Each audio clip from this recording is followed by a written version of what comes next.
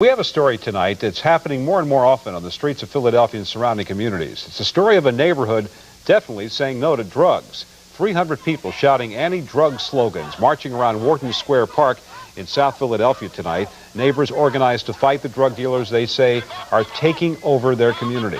Community leaders say they will stay all night if necessary to drive the drug dealers out. Drug problem growing in many of the city's drug-ravaged neighborhoods. There are turf wars breaking out among the drug dealers. They're fighting to keep their hold on the drug trade and the profits.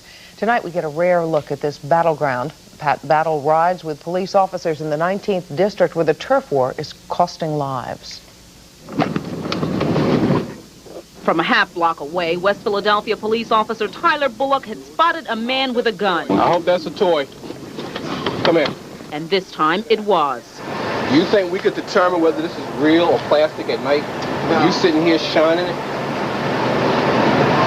Especially if there's somebody that wants this corner. There are plenty of street corners in West Philadelphia, and many of them are virtually corner stores for a lucrative drug market. Police say the fight for control of prime real estate, which can rent for $3,000 a day, has sparked a turf war in Philadelphia, West Philly in particular. And they had an enforcer out here. I believe he was arrested. In the span of like 2 weeks, he might have shot 4 or 5 people on these corners, trying to explain to them that these corners were not to be taken. They were for sale. Those turf wars are being fought on and over prime street corners, where on a good night a dealer can bring in as much as $30,000 cash. And here on the West Mill Creek playground, which has become more like a battleground of late, as young urban bandits fight for control of prime territory. A violent group of individuals, and there's no empathy for the community or us senior citizens or children. It's the bottom line is greed, money, and who's going to control the neighborhoods. I have reports of gunfire in a neighborhood and pulled up on location and may see 200 spent shells in one pile on the highway. And some of those bullets have found their marks. 3 weeks ago, a 23-year-old named Brock White was gunned down as he drove through the area police say he once controlled. I don't know who's going to take his place. There's always a new player, somebody else that likes the power.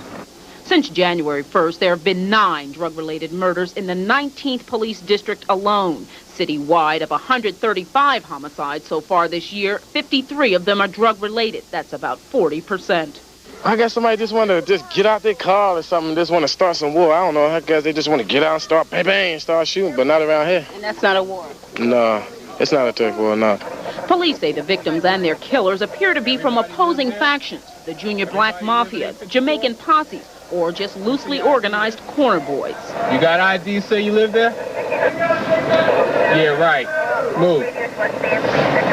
The baseball caps signify different groups of people. It signifies what type of drug they're selling, what group they're involved with.